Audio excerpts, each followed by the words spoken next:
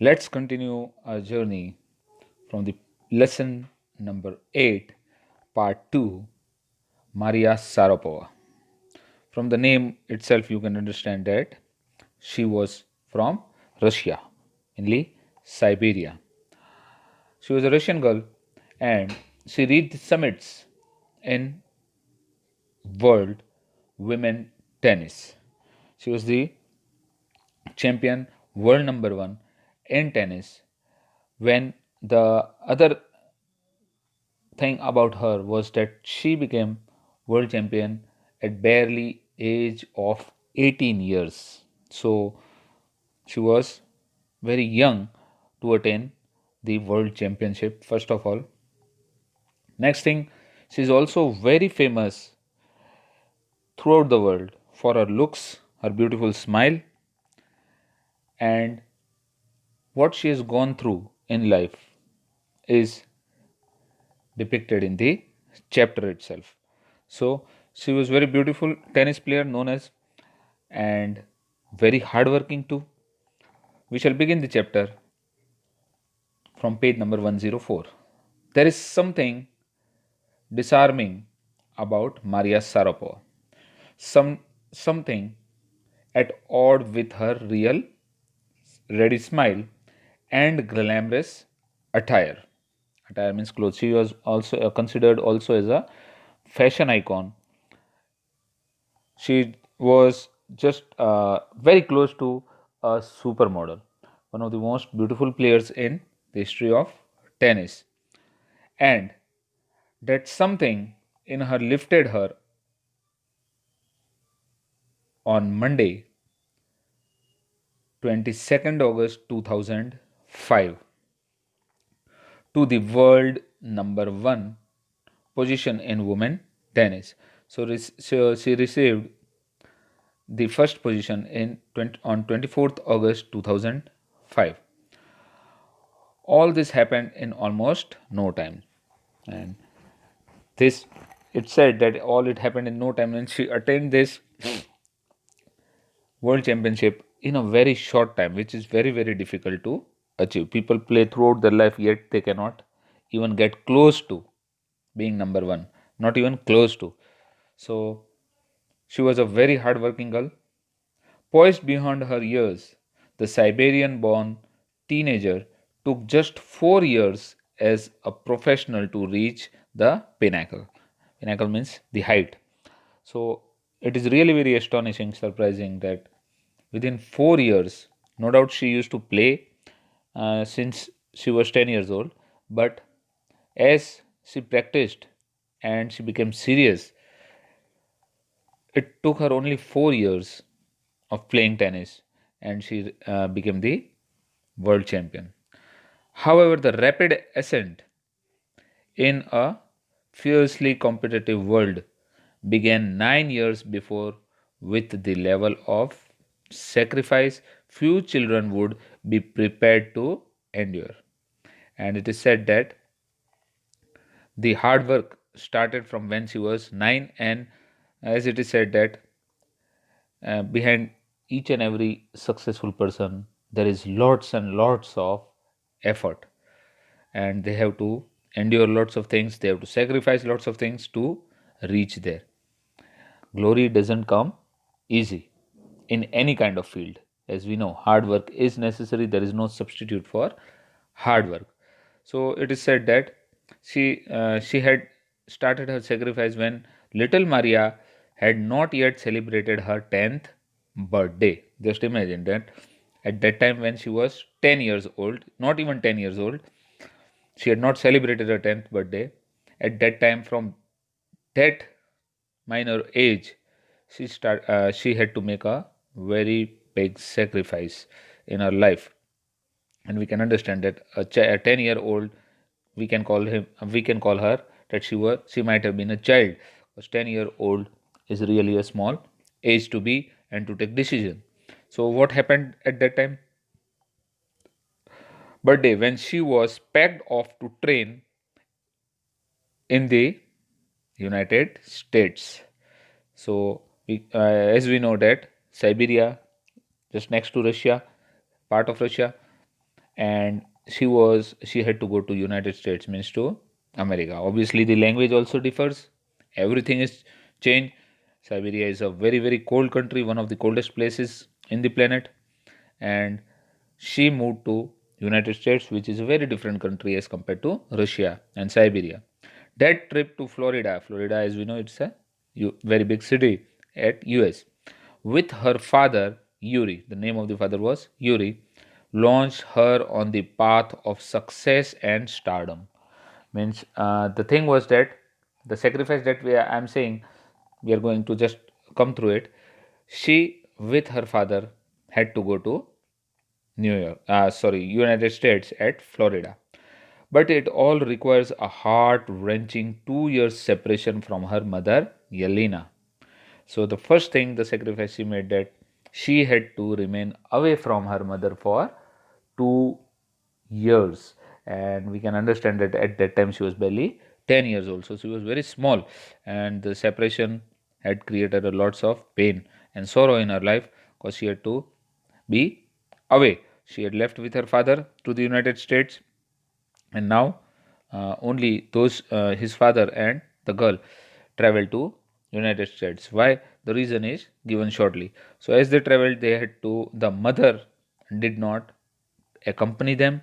The mother was not with them, and for 2 years she had to be alone, only with the father, not with the mother. What was the reason?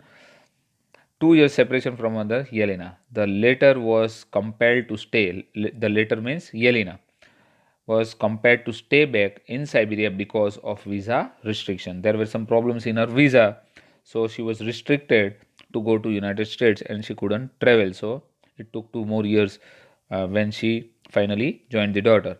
The 9-year-old girl had already learned an important lesson in life. What was the lesson?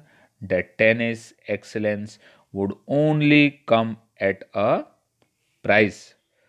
Now she understood at that very small age that if she wants to make her career, if she wants to be number one in the world, if she is trying for that, if she is working for that, and that was a dream to play tennis, she understood that this is the first lesson, that she had to be separated, a very important lesson learned by her if she wanted to excel. That was the price that she paid.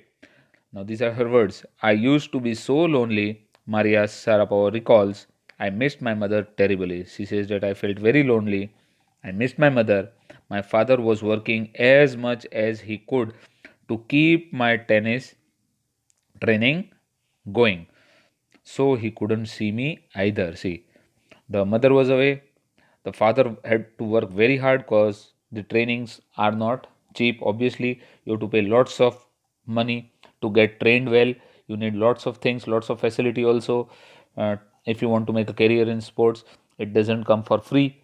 You have to pay lots of money. So the father had to work twice as hard as he could, and due to his work, the father was also unable to meet the girl. So she was mostly alone. The poor child, the father was with her, yet the father kept on working day and night and couldn't even meet her, barely met her. Because I was so young, I used to go to bed at 8. That she says that I was young, so I used to go to bed at 8 o'clock. The other tennis pupils would come in at 11 and wake me up and order me to tidy up the room and clean it. See, so she was the youngest one there, and obviously the elder ones would bully her, obviously. So she used to go to sleep and they used to wake her up and tell her that clean the room and do all the cleaning of the room and tidy up the room. So she used to do that. Instead of letting that depress me, see what she says, that instead of anybody would get irritated, angry, that why should I do your work and why did you wake me up from the sleep? She never complained, and what she said, that this thing never depressed me, means never made me sad. I became more quietly determined and mentally tough. See, this made her mentally tough, that life is very hard. That taught her a lesson, and she became determined and mentally tough. I learned how to take care of myself, and she understood that this is the way of life. I'll have to take care of myself. I'll have to do lots of things in life. I never thought of quitting because I knew what I wanted, and she knew the path where she was going, so the dream that she had in her mind, that I want to be world's number one tennis player. So she knew whatever difficulty may come through, I will fight against it. I will not take it as a defeat. I am going to fight with the situation and I'll do whatever it takes.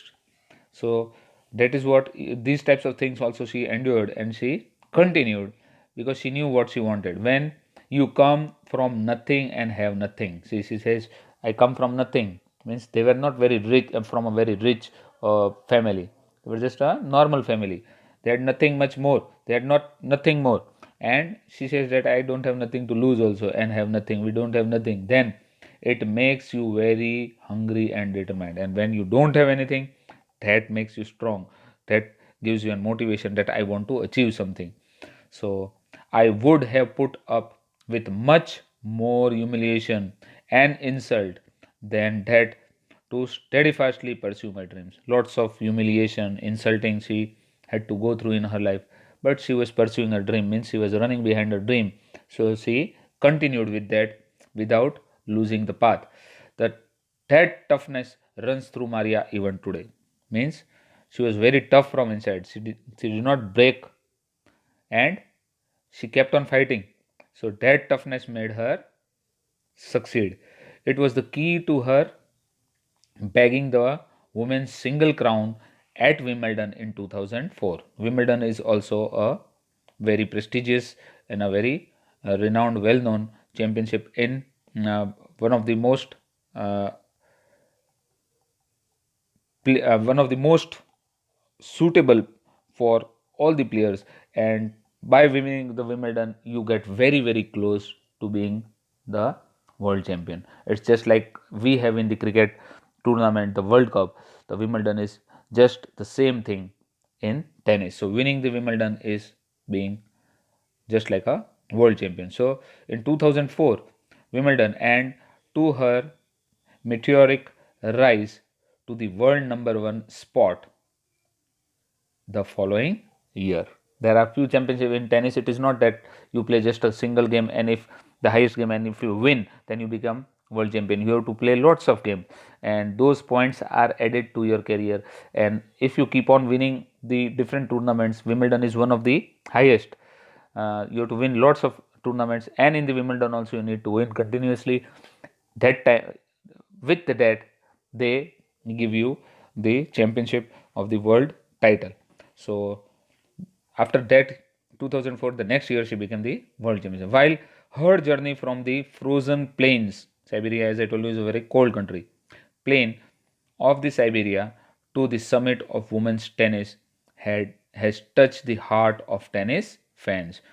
She had lots of, still she has lots of fans. People do love her very much because she was a terrific player, and from the youngsters herself, there appears to be no room for sentiment. She says there is no room for sentiment. If you keep on crying in the corner, you are not going to achieve anything, you are not going to attain anything. You will have to really work hard, take lots of pain in your life to succeed.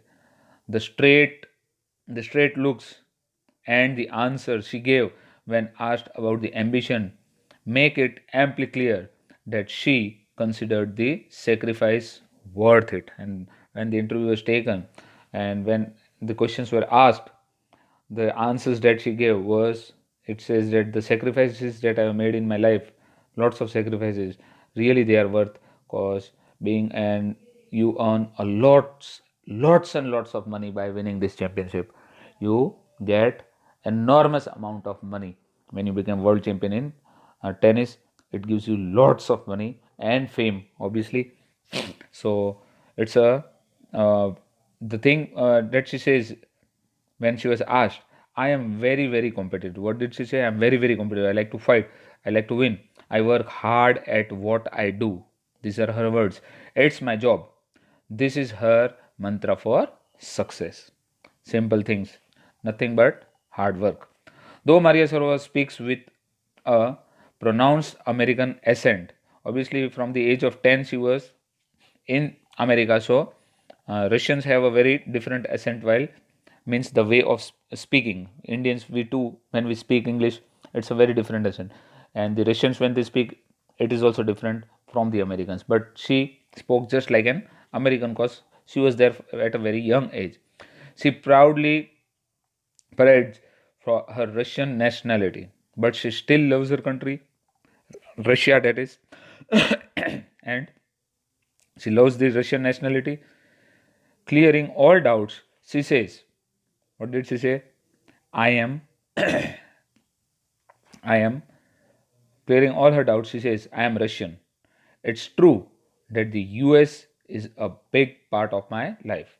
See, obviously, we never forget our roots from where we come. We may live anywhere, any part of the world, but we never forget where we are born, from where we come. So she also says that I am Russian, but US is a very big part of my life. For because whatever she achieved, whatever she gained, was not from the Russia but from America. At 10 years she came, so we can imagine that she has studied and trained and won everything in America. So that is a very big part of my life. But I have Russian citizenship. She has citizenship of Russia. My blood is totally Russian. I will play the Olympics for Russia if they want me. And she says that I will play also for Russia if they want me to. If means the country allows, then I will play because I am the citizen still of Russia. Like any number of teenagers, sensations, Maria Sharapova lists fashion, singing, and dancing. These three things she loved. She loved fashion, she also loved singing and dancing, just like a teenager girl does. These are the part of her life, except excluding tennis and her hobbies. As her hobbies, she loves reading the novels of Arthur Conan Doyle. You might be knowing that Arthur Conan Doyle is the same author who had created the character of Sherlock Holmes, the detective Sherlock Holmes, a very famous author, Arthur Conan Doyle. And that his favorite. Her fondness for sophisticated evening gowns appears at odd with her love of pancakes with chocolate spread and fizzy orange drinks. She loves the gowns, these are what she loves. She also loves pancakes, chocolate spreads, and orange juice drinks. She loves this. Maria Sharapova cannot be pigeonholed or categorized. You cannot categorize her that she is of a certain kind of a girl. You cannot fix her into a box that these are the qualities that she has. She has lots of things in her, including the tennis that she loves. Her talent, unwavering desire to succeed, and readiness to sacrifice have lifted her on top of the world. So she was always, as I told you, wanted to be number one. She became. Few would grudge her the riches she is now reaping. Obviously, as I told you, it gives lots and lots of money. You earn enormous amount of money by being a tennis world champion.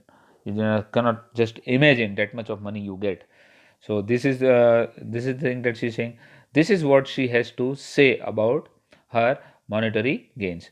Here it is also said that she monetary means with dealing with money, and whatever she has gained the money from tennis, what does she say about it?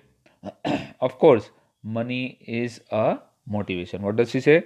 That no doubt people say that money is useless, and lots of stuff philosophy says that money is useless, lots of other things in the world, but obviously we all know that money is very important in our life. It is not the entire life, but it is a very important part of our life.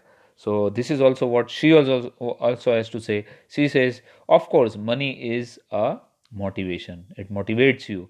Money is always there behind your mind in whatever job or whatever work you do. You are working, running, trying hard, the basic thing behind that is always money. So she says that money is a motivator, means it motivates you to do things. Tennis is a business and a sport, but the most important thing is to become number one in the world. That's the dream that kept me going. And she says that no doubt money is very important, but for me, being sports is a part of my life. I wanted to become number one. That was my dream when I was a child, and that dream kept me going. And I kept on thinking to be number one, to be number one, and I continuously worked hard on it. And due to that hard work, I achieved that world number one title. So here we come to the end, a very short chapter. There are questions, I guess, thinking about the text. In the text, identify the two parts of the sentences, and I reach for the market. Okay, no special questions are not given there. Question answers are not there provided, but they can be asked in the exams. So if they are not in the text, doesn't mean that they are not going to be asked.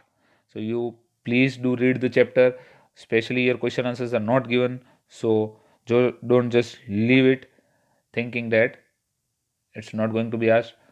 It can be asked in the exam. Obviously, there is no such rule that questions will not be asked because they are not in the text. They can ask you questions from any paragraph. So the main thing is that please do continuously read the chapter twice or thrice. Mark down the important points which you may think that are important for you.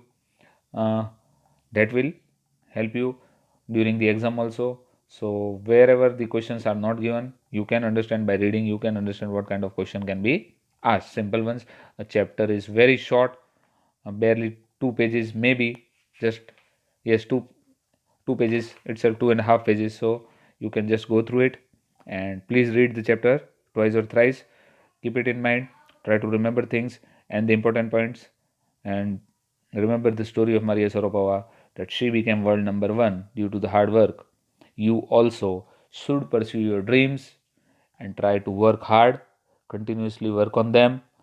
That is going to help you, because money is the motivator, no doubt, but we need to work hard, and to earn much more, we need to work hard today. Then only we will have lots of money in our life by working hard. So this is what Maria Sharapova tells us. This is also a lesson, again, lesson in a sense for you to work hard in whatever things you do. So keep on working hard. Very important year for you. So until we meet again, thank you. Be motivated. Keep on working, just like Maria Sharapova. Thank you very much. Until we meet again. Bye. Thank you very much.